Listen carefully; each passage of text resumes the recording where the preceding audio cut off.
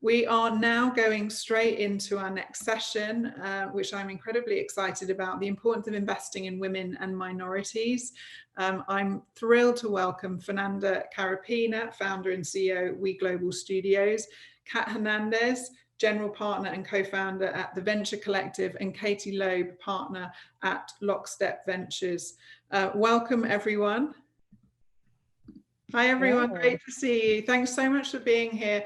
So this session, we're talking about the importance of investing in women and minorities, with funding for women-led startups having decreased almost 50% between Q2 and Q3 of last year, and VC funding going to less than 1% of companies led by women of color. We're going to be discussing how crucial it is for founders to be investing in minority and women-led companies right now, but also how underrepresented funders can get capital from investors and the importance of investing in and supporting underrepresented founders. We have an amazing group of speakers here, all of which are investing their time and energy in this space. So I'd love for you all to introduce yourselves, and more importantly, the companies and the organizations that you're creating in this space. Kat, welcome. Let's start with you. Hi, thanks for having me. And pardon, there's like balloons and aftermath from a 5-year-old's birthday party this week. So that is the extent of my work from home world. But just a little bit of background on myself. I spent about a decade or so operating before I moved into venture nearly 6 years ago. I was a former partner at Primary Ventures before venturing out to start TVC. And at TVC, I guess we believe in a couple things. We believe that more people should be more underrepresented groups should be funded early. And we also believe that the founder journey is incredibly difficult, and that, you know, part of the value that a venture firm can offer is their ability to support companies at the earliest stages of their life cycle, particularly because they're under-resourced and under-networked in those moments. And we're very fortunate to be in a position to be deploying capital today into not just women, but, you know, any kind of version of an underrepresented group that you don't like typically see in mainstream startup land. Brilliant. Thank you, Kat. And it's great to have you on here. Thanks for joining us today. Fernanda, I want to say hi and welcome to you. And full disclosure, I am an advisor at We Global Studios. So I'm very familiar with the model. I think it's incredibly exciting. But I would love Fernanda, who's the founder and CEO, to share a bit more about it. So I'm the founder and CEO of We Global Studios. It's the first innovation startup studio for women entrepreneurs and digital do-it-yourself startup platform. We're committed to partnering with women to help them build their businesses. We're really focused on having resources, operational expertise, tools, network, and a real 360 ecosystem to support women during the whole build, launch, scale phase of their company building. And the digital platform was created so that we could have a much more global reach with the work that we were doing locally with founders, so that women all over the world could access our platform at any time of day, for any length of time, and get resources that they need in order to continue to work and develop their businesses.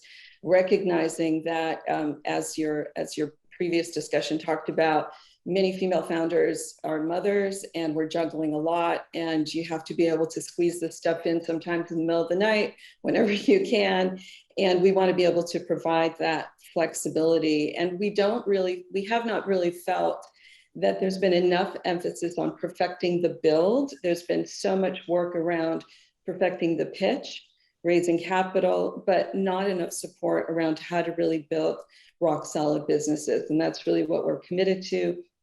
And we're inspired by the Hollywood studio model. I spent over 15 years in the studio system developing content as a producer, writer, senior executive, and have really used that kind of creative manufacturing process that studios use, where you can, you know, as we would call it, do scratch development. You start with an idea, you end up with a finished product, you develop a brand, you develop a huge business. So we look forward to doing that with women and their companies. Thank you, Fernanda. And it's great to see you, and thanks for being on here. And Katie, hi, how are you? I'm doing great. Great to see you, and thank you so much for having me.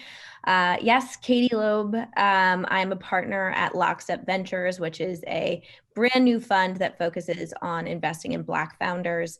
The idea here is really to identify areas of disparity between white families and Black families, namely education, financial literacy, health literacy, and criminal justice. And we have the overarching goal of narrowing the wealth gap between white families and Black families, which at the moment is a ratio of 10-1. So working on that, and yeah, just honored to be here. So thank you so much for having me. Thank you. And I should say Marcus Glover, who moderated a session for us yesterday, is working with Katie on Lockstep Ventures. Incredibly lucky to have him as a partner. He's been absolutely phenomenal. Yeah. So I just want to start with some context setting about why it's crucial for funders to invest in minority and women-led businesses right now. And why is that so significant? Katie, you start that. Yeah, absolutely. I mean, obviously we're at a time of reckoning in this country, particularly a racial reckoning. And I really have come to find that over, my past several months of deep research and just years of being, a young person in this country, that there are certain things that particularly minorities are experiencing in this country that are, I mean, they're experiencing some really, really incredible hardships that a lot of higher income families don't experience, a lot of white families don't experience. And, it's about time that we come to a point where we don't accept that anymore. And not to mention that a lot of those issues are issues that affect the entire world. Climate change is one of those issues that comes to mind. And it's communities of color that are experiencing the worst of it. But for that reason, they also have access to a lot of the solutions, and they can come at it from a really, really genuine and authentic way. So, to not include them in the conversation and to not include them in the solution is, it's an incredible misstep and oversight. And that's just one example, but I feel that it's such a tangible one. And that's why it's really, really important to start focusing on what they know and what they've experienced, and ultimately what they bring to the table. And Kat, what was just talk us through the thinking at the Venture Collective and the relevance of setting this up right now? Well, I would say a lot of people ask me the question of why I left a successful firm to start my own. And I think there's kind of no good time to walk away from something that is great to hopefully build something greater. And for me, the impetus for helping my partners build TVC from the ground up was really centered around one, like the gap of funding is incredibly real. If you look at how much less underrepresented groups get in the form of capital, then and you really kind of dive into the numbers, like I think the reality is, like, unless you're really focused and intentional there will never be a point in time where we close that gap. And so I wanted to be part of that solution in a really kind of meaningful and tactical way. And then the other side of it is, I think, as Katie referenced, like in the last year, we've seen the impact of the pandemic on minority groups and underrepresented populations. And it's quite an unfair amount of impact. And so when I think about the potential that startups have to change the future, I mean, you're talking about high growth businesses that really have the opportunity to drive change in a meaningful way when they're built well and built right. Like there's no kind of better place to start. And we wanted to be very thoughtful in the way that we approach that at TVC. And Fernanda, so We Global is specifically focused on women, and you've spoken a lot about the discrepancy between investing in women and men. What are you seeing, or what have you seen over the last 12 months in particular? Well, I think that there's an incredible opportunity actually right now, even though women are going through incredible hardship. There are a lot of women, I think, that now are feeling like they don't really have a lot to lose and are wanting to venture out and kind of explore building their own thing because they're looking at the job market and feeling like perhaps now is the time.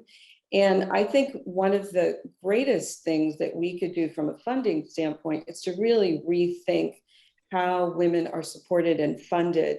And I think a very unique, flexible model needs to be crafted in order to support women at this time. For example, I think it's really would be really impactful if milestone funding became a very common thing. And by that, what I see, because we do a lot of work with very young founders, is that getting from like lily pad to lily pad literally sometimes is the difference of $20,000. It's about incorporating properly so you have all your legal documents. It's about, okay, step 2, securing your patent. So that may be another $20,000 or $10,000. Then it's about validating the ability to actually build that patent. You know, there's very specific steps that every founder has to go through in their journey.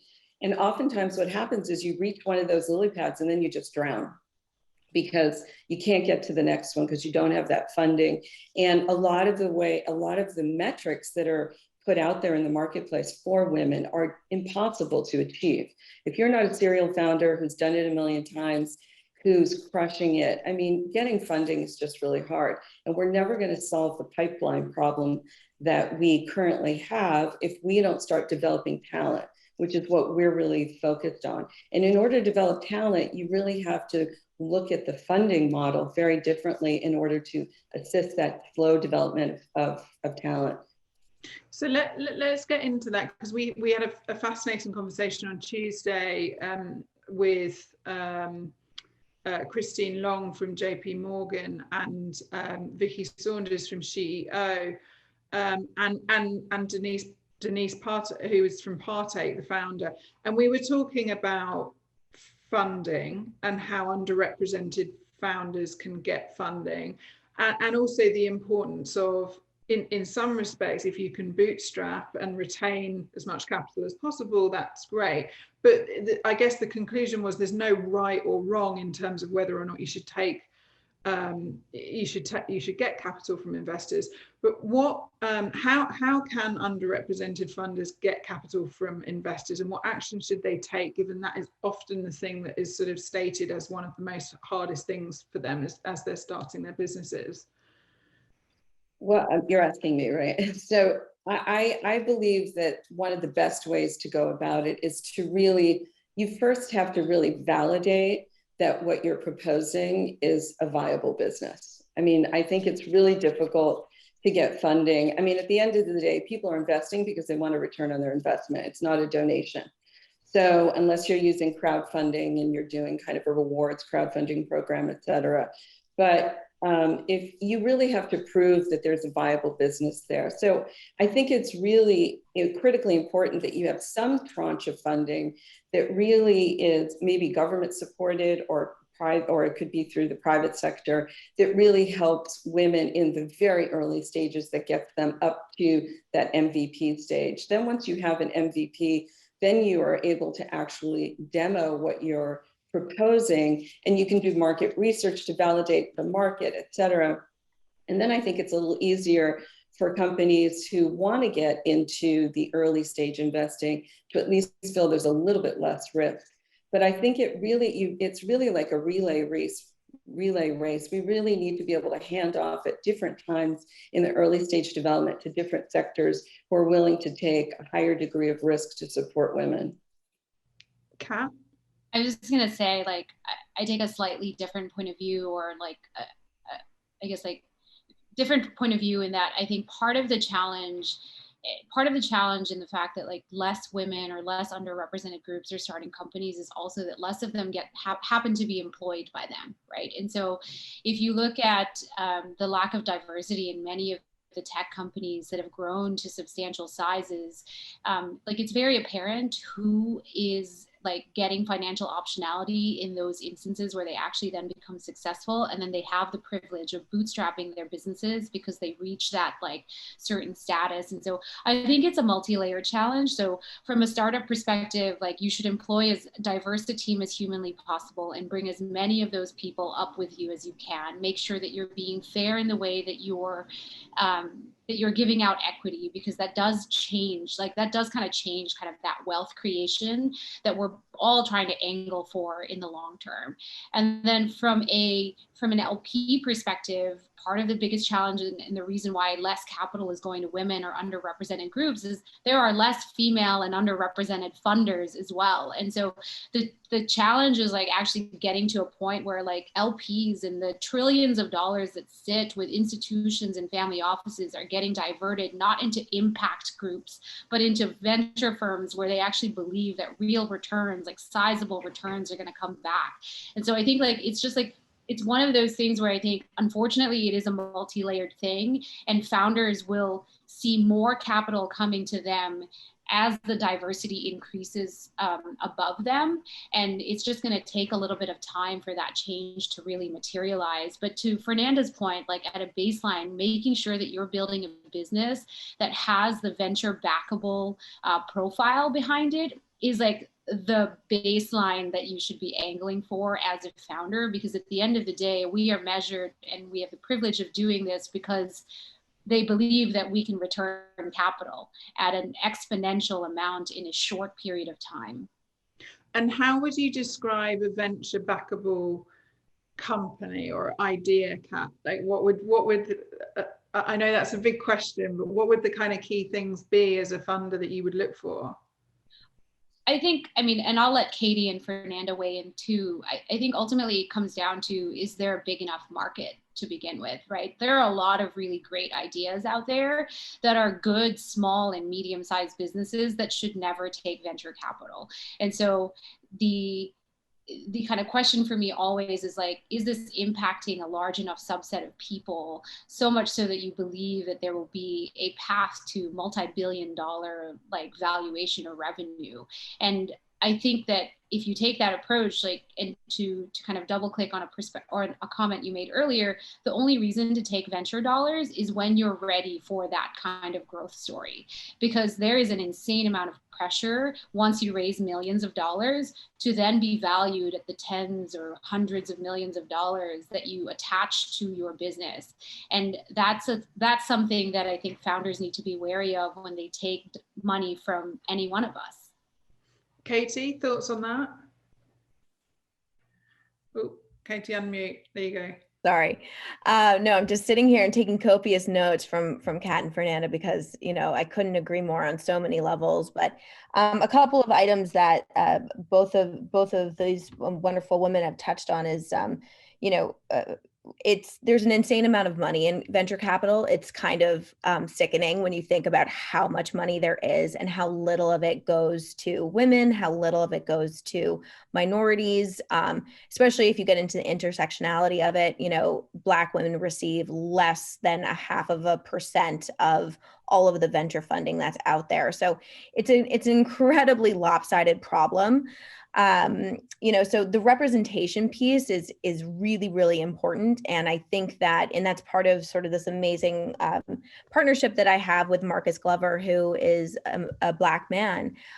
You know, between the two of us and the conversations that we're having with a lot of founders out there, I think that, you know, having this team, you know, it develops some trust, honestly, because I think that there is a lot of distrust that's going around in venture capital right now, kind of because of the history of, you know, the horrible history of really only investing in white men.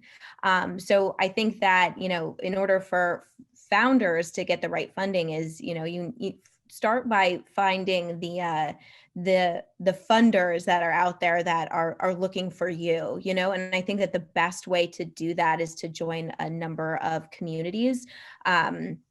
Just getting the exposure is really, really important. And there are some absolutely phenomenal organizations out there that specialize in connecting a lot of founders together and connecting them with funders that have this sort of angle that is only for women or only for diverse founders. So, VC Include comes to mind.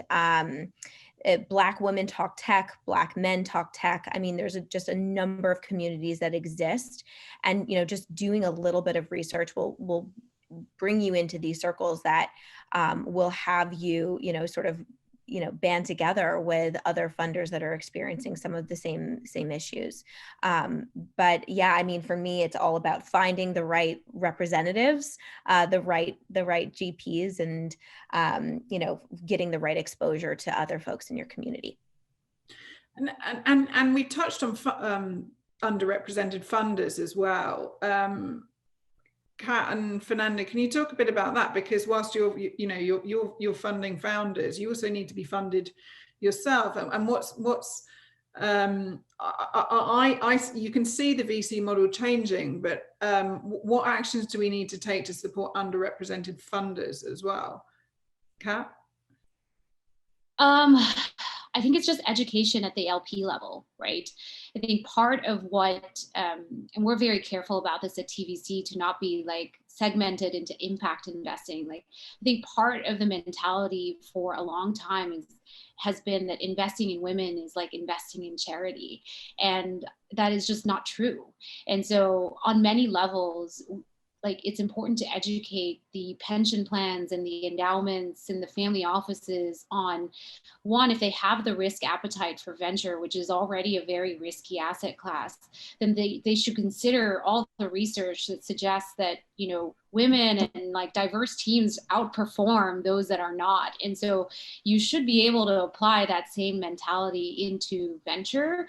And the reality is that most venture capital firms are not very diverse, right? Even if they have junior investors that are female or come from other underrepresented groups, it's very rare that you see like really senior people rising to those decision-making capabilities. And so I think that's one of the challenges, is just around education.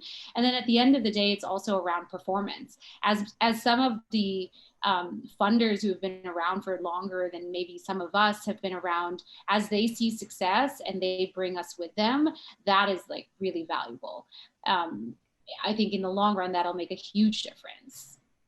Fernanda?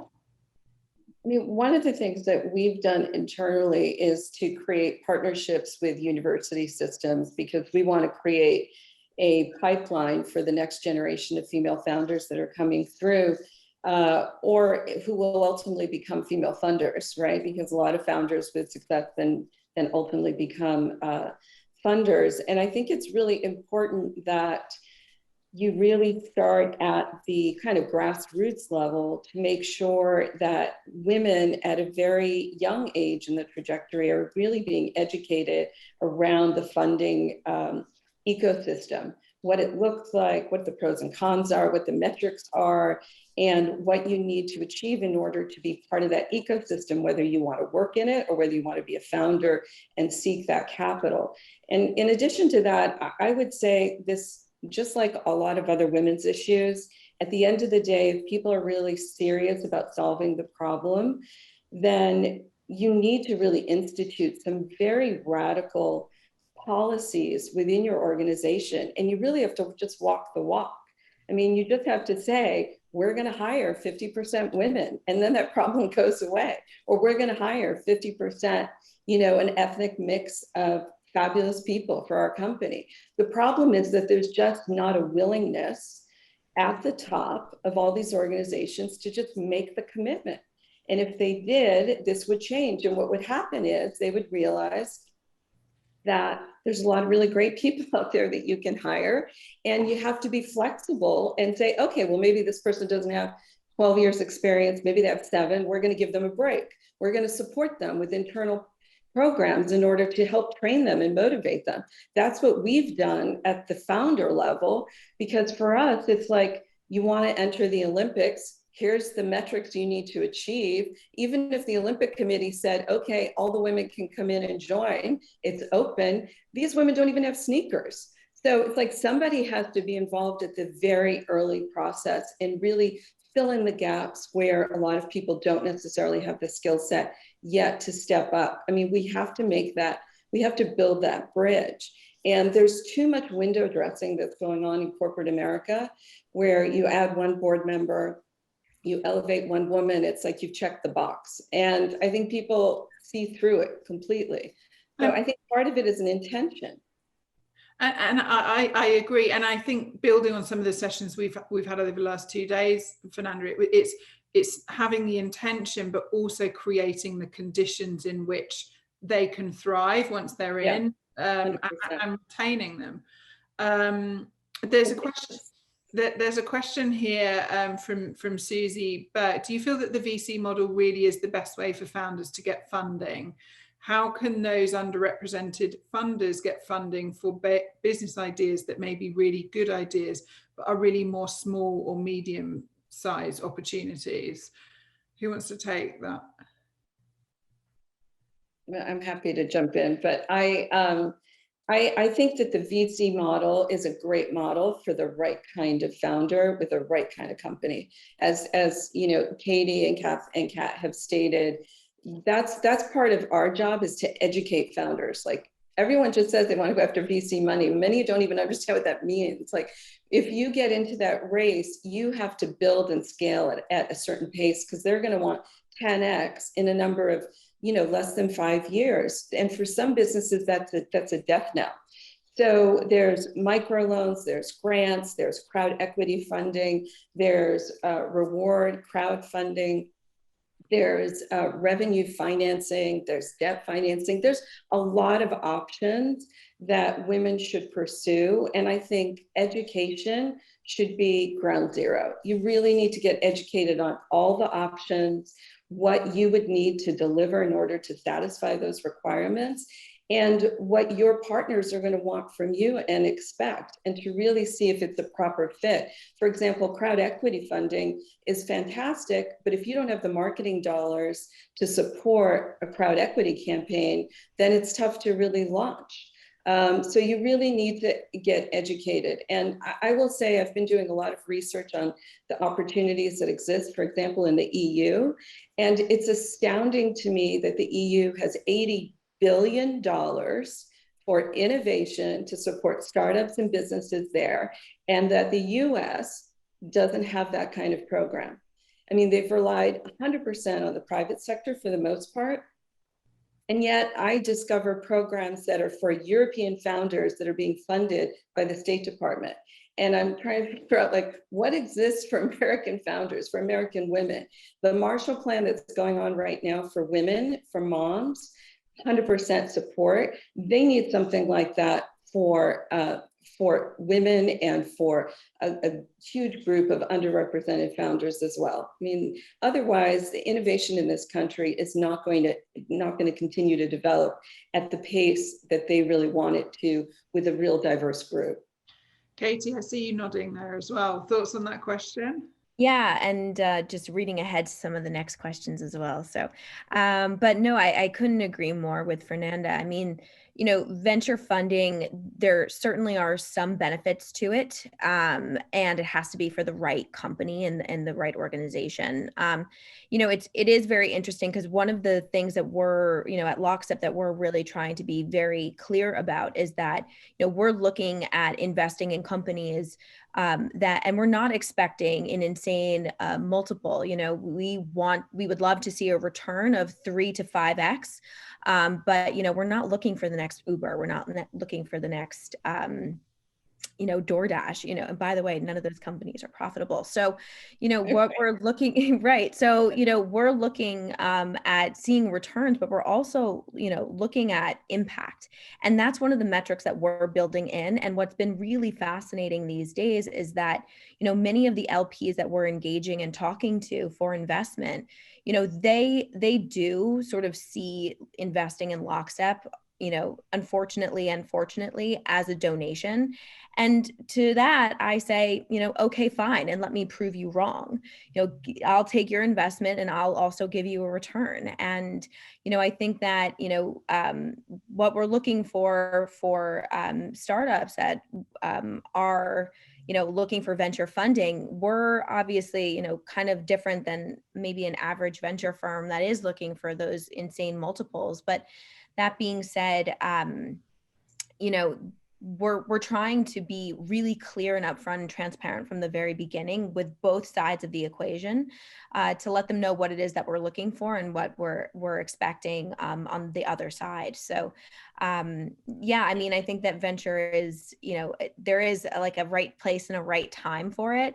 But I think that there's also sort of this growing space of impact investing that will get you the metrics of, the return in dollars, but also the return in, social impact. Kat, there's some great advice in here. I want to go on. There's a couple of other questions that I want to get to as well. Daryl Graves asks, a number of tech companies have introduced VC programs. Do you see a path for the opportunity gap to be filled via some of these companies, since they often have DE&I efforts at the corporate level, or does that just complicate matters more? Kat, thoughts on that? Not as familiar there. So the VC programs that you're talking about, are they the ones that are trying to help people get more jobs in venture? Or I just want to make sure that I fully understand the question. I don't know, but the way I read it was you see venture programs through the likes of tech platforms like Google. Is that helpful, or I saw it as more some of the corporates at that level that were doing venture programs. I don't have as much exposure on the corporate side. I don't know if Katie or Fernanda, you have a better point of view on this. Fernanda? Not a popular topic for us. I also don't have too much knowledge on the corporate side, but I do think, I don't know if this is part of the question, but I do think that a lot of, I do expect that going forward, a lot of corporations are going to start having active innovation centers that probably will have their own source of funding, whether it's external VC funding or whether it's their own private funding. And I really feel like a founder right now is something that's unique and special, right? It's like this path.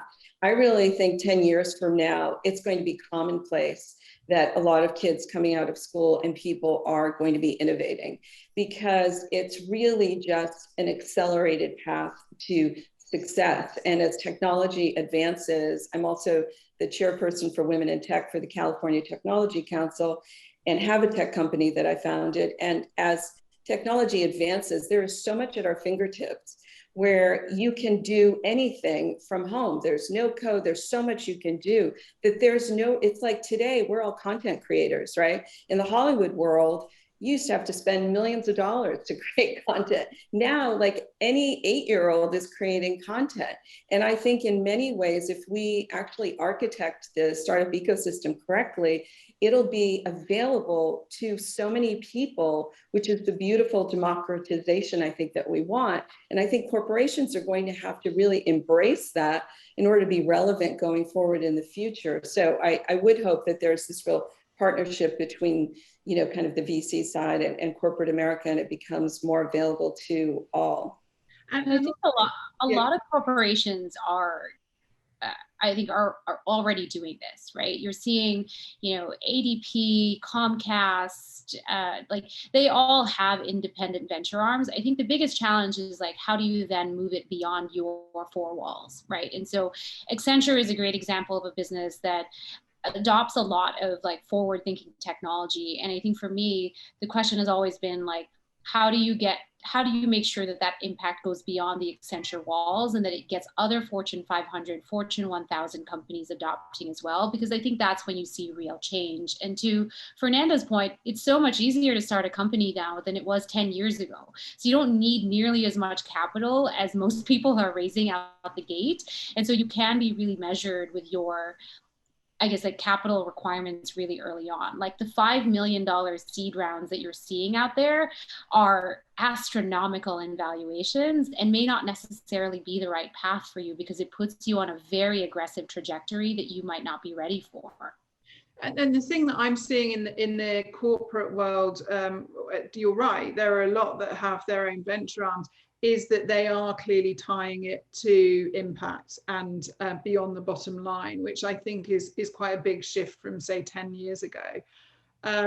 Question for you all, for someone that is starting out on a business, on a startup business, what, and they get interested in getting education and learning, what advice would you give them and where would you send them? Katie?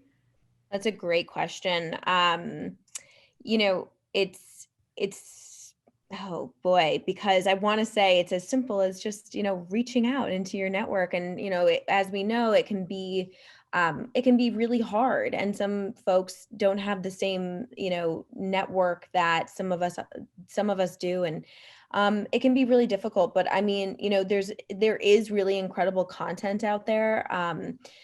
I'm trying, sorry, the name is escaping me. I'm going to look it up and I'll send it to you so you can share it with the group. But there are a number of founders out there that are kind of sharing their entire journey along the way of what it was like from starting the business from day one. And I think that it's, you know, just learning from other entrepreneurs of their own experiences is pretty incredible. And, you know, as I think Fernanda said, that, you know, everybody is a creator these days. And I think that people are really starting to understand the power in that. And they want to be able to paint a journey so that other folks can see how they did it, and, you know, take what works for them and leave the rest. So, you know, there's quite a bit that's out there. I'm going to find the name of that one particular track that I heard of, and I'll get back to you guys. I'm sorry about that. And I would also plug We Global Studios. You can become a member, and there's some great content and resources on there. Fernanda, I don't know if you want to add in. Yes, I was going to say the whole purpose behind us starting the digital platform was to address questions like this, because I think that I myself am active in a lot of women's communities, great organizations. There's a lot of great founder organizations out there, and I would encourage women to research them. What I think is really important about what we've done is I felt what was out there was either very short term in terms of an incubator or an accelerator, and we are in it for the long haul, and we're in it from day one through traction.